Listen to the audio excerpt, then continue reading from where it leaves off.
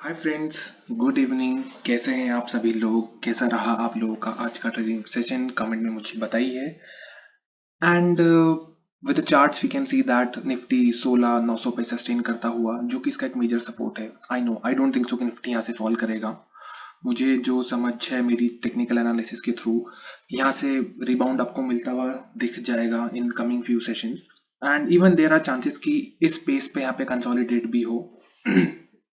तो आज का हमारा टॉपिक ये है कि एक्चुअली फेड है क्या, फेड ने ऐसा क्या कर दिया कि all over the global market हमें रेडनेस दिख रही है। मार्केट के अंदर only people are like selling. जो लोग एकदम बुलिश होते रहे थे, जो बिग बुल बन रहे थे लोग, नाउ दे आर लाइक हमें मार्केट से आउट हो जाना चाहिए। बहुत ज्यादा सेलिंग चल रही है मार्केट के अंदर।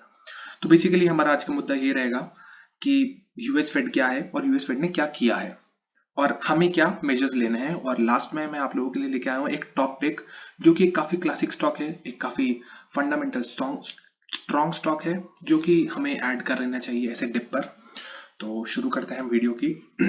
बेसिकली यूएस फेड जैसे अपना रिजर्व बैंक ऑफ इंडिया है, वैसे ही यूएस का federal reserve of United states के नाम से है। और जैसे हमारे रिजर्व बैंक के गवर्नर है तो शक्तिकांत दास, वैसे ही उनके जो चेयरमैन है उनका नाम है जेरोम पोवेल। तो ऐसा जो अपना एक जो फिनोमेना जो प्ले हुआ है वो कोविड के टाइम से प्ले हुआ है कि कोविड के कारण लॉकडाउन था और फिर मार्केट में स्पेंडिंग नहीं हो रही थी। तो इस पे ग्रोथ का असर काफी ज्यादा पड़ रहा था, जिसके कारण यूएस फेड ने ये सोचा कि हम जो है बॉन्ड मार्केट से बॉन्ड बाय करेंगे।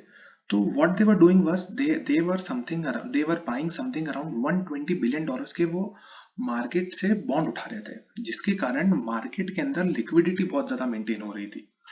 और लोगों को जिस रेट पे पैसे मिलते हैं, जैसे इंडियन इंडियन कंटेक्स्ट में अपन बात करें तो हम उसे रेपो रेट बोलते हैं। और यूएस के हम हिसाब से बात करें तो वो सिर्फ इंटरेस्ट रेट ही बोलते हैं उसे। तो वो समथिंग अराउंड 0% हो चुकी थी। अब लोगों ने क्या करा कि लोगों ने 0% से यूएस के बैंक से पैसा उठाया और उन्होंने ऐसे जो मार्केट हैं, जो ग्रोइंग मार्केट है, उन्होंने वहां पैसा पंप करा, जिसके कारण उन लोगों को काफी अच्छे रिटर्न देखने को मिले।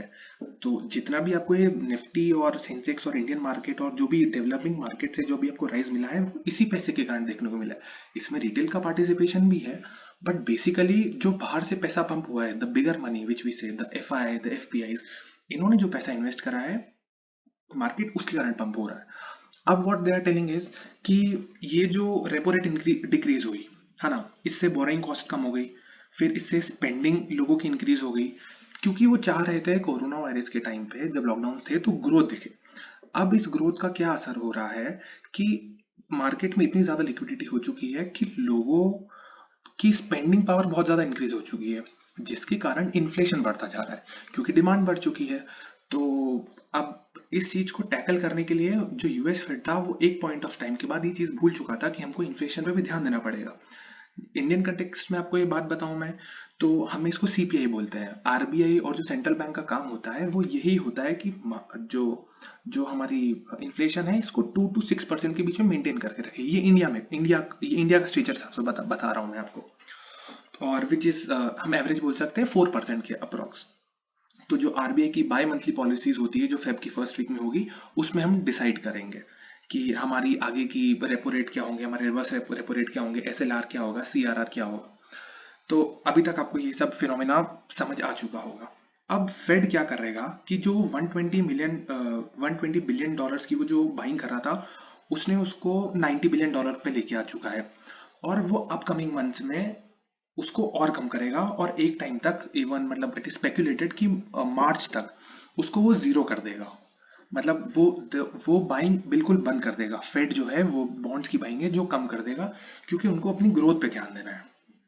अब यूएस की इकोनॉमी तो बहुत बड़ी है, और इतनी बड़ी इकोनॉमी होती है तो ग्रोथ परसेंट बहुत कम होता है, 3 से 4% के बीच में उनका ग्रोथ रेट होता है। इंडिया जैसे डेवलपिंग इकोनॉमी जैसा नहीं होता है, 8% चल रहा है। जो बड़े बड़े रेटिंग एजेंसीज होती है जो स्पेकुलेट करती है 8% रहेगा, 9% रहेगा, जैसे इस बार का 9% आया है हमारा इंडिया की ग्रोथ का रेट। तो वहां पे जो ग्रोथ रेट है वो 3 to 4% के अराउंड रिवॉल्व कर रही है, लेकिन जो इन्फ्लेशन है वो 7% के अराउंड रिवॉल्व कर रहा है। तो ये काफी एक बहुत डिजास्टर्स स्टेट हो सकती है उस कंट्री के लिए। तो इसलिए अब वो जो बॉन्ड बाय करना है यूएस फेड ने बंद कर दिया है। उन्होंने अपनी टैपरिंग चालू कर दी है ताकि इस पे कंट्रोल हो सके। और ये उन्होंने जो स्टेप प्ले करा है ये काफी एग्रेसिवली प्ले करा है, जिसके कारण एकदम से हमको मार्केट में लाइक इवन फ्रॉम द जेन के लास्ट मंथ तक भी हमें मतलब काफी बाइंग दिख रही थी एफपीआईज की, एंड म्यूचुअल फंड्स की बाइंग भी दिख रही थी। तो एकदम से जो रेडनेस आई है मार्केट में वो इसकी वजह से ही है। और ऐसा नहीं है कि ये सिर्फ यूएस फेड ही कर रहा है, इवन बैंक ऑफ इंग्लैंड के अंदर भी, बैंक ऑफ इंग्लैंड भी अपना लास्ट मंथ उन्होंने अपने रेट्स हाइक करे हैं। एंड बोरिस जॉनसन पे भी काफी प्रेशर है कि लाइक इन्फ्लेशन बहुत ज्यादा हो चुका है, लोगों को बैंक्स में इंटरेस्ट बहुत ज्यादा पे करना पड़ रहा है। तो फिर देर आर इवन चांसेस कि in the upcoming months bank of England भी अपने जो रेट हाइक करेगा। एंड इसको अपन इंडियन कंटेक्स्ट में बात करें तो हमारी जो पहली बाई मंथली पॉलिसी होगी वो फरवरी में आएगी। तो आई इवन थिंक सो कि हो सकता है हमें भी रेपो रेट में इजाफा मिले, और हो सकता है रेपो रेट मतलब हमारी भी इंक्रीज हो। तो इंडिया के अंदर भी हमें बाइंग लोगों जो इंडस्ट्रीज पैसे बोरो करती है उसमें थोड़ा हमको डिमनेस दिखेगी, क्योंकि लाइक डब्ल्यूपीआई जो होलसेल प्राइस इंडेक्स होता है वो भी डबल डिजिट में चला गया था। तो बेसिकली मुझे यही लगता है कि बाई मंथली पॉलिसी में भी हम ये चीज़ रेट हाइक देख सकते हैं। तो आप लोगों को ये चीज़ समझ आ चुकी होगी। लेकिन everyone is like there are some sellers, there are some buyers. तो एक मैं पिक लेके आया हूँ आप लोगों के लिए जो कि एक बहुत क्लासिक पिक है। It is the name of the या तो द स्टॉक का name is Indian energy exchange. ये जैसे अपने एक्सचेंजेस होते हैं, एनएसई होता है नेशनल स्टॉक एक्सचेंज जहाँ पे हम स्टॉक्स की ट्रेडिंग करते हैं, एक एमसीएक्स होता है जहाँ पे मल्टी कमोडिटी एक्सचेंज होता है जहाँ पे हम कमोडिटीज का एक्सचेंज होता है, और फिर एनसीडीएक्स होता है, गोल्ड का भी एक अलग एक्सचेंज होता है, एक आईजीएक्स भी इंडियन गैस एक्सचेंज, तो जहाँ पे हम गैस की ट्रेडिंग, स्टॉक्स की ट्रेडिंग, एनर्जी की ट्रेडिंग। तो जो इसका मेन काम है स्टॉक का, इस कंपनी का, वो यही है कि ये एनर्जी एक्सचेंज में डील करता है। Day by day it is very clear. हम काफी मतलब डायरेक्टली हम बात करेंगे, कोई फंडामेंटल्स में नहीं जाएंगे इसके। वी इवन नो कि डे बाय डे हमारे जो इलेक्ट्रॉनिक्स अप्लायंसेस परचेज करने की पावर हो रही है वो बढ़ती जा रही है। इवन आप एक सिंगल आदमी को स्टैंड आउट करेंगे तो उसके पास एक ऑफिस का लैपटॉप होता है, उसका पर्सनल लैपटॉप होता है, उसके पास एक अपना खुद का स्पीकर होता है, even he has his phone, उसके एयरपॉड्स होते हैं, उसके पास स्मार्ट वॉच होती है। There are in number of electronic things जो एक सिंगल आदमी मेंटेन करता है। अब उसको चार्ज करने के लिए हमें क्या चाहिए? हमें इलेक्ट्रिसिटी चाहिए। इलेक्ट्रिसिटी जो पावर हाउसेज होते हैं, जो स्टेट पावर बोर्ड्स होते हैं, वो इस एक्सचेंज से बाय करते हैं। पावर कंपनीज जैसे हमारी पावर कोज होती हैं, जैसे टाटा पावर हो गया, अडानी पावर हो गया, ये लोग पावर जनरेट करती हैं। फिर जो जेनकोज होती है, जो हमारी स्टेट ओनर्स बोर्ड होती है, जो ट्रांसकोज होती है, जो हमें ट्रांसमिट करती है, वो इस एक्सचेंज से बाय करती है और फिर हमें डोर टू डोर डिलीवर करती है इलेक्ट्रिसिटी। तो what I see is in this stock is कि ये काफी डलनेस आ चुकी है स्टॉक में।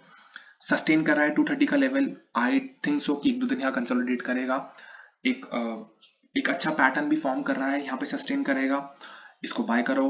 गोल्डमैन सैश का भी मैंने आज एक रिपोर्ट पढ़ी, तो इस स्टॉक का target by the end of this year it was giving something around 730। तो डबल ही मान लो आप, 230 है, 3 टाइम्स मान लो आप। तो I guess it is a topic for today. And last thing, please do your due diligence before buying any stock which we are recommending, and ask your financial advisors about all the stocks that you have been buying. And stay healthy, stay focused, and make your system and then trade, because patience is the key. And intelligence doesn't matter in the stock market. A system matters and your patience matters. Okay, so have a good day ahead, and bye bye.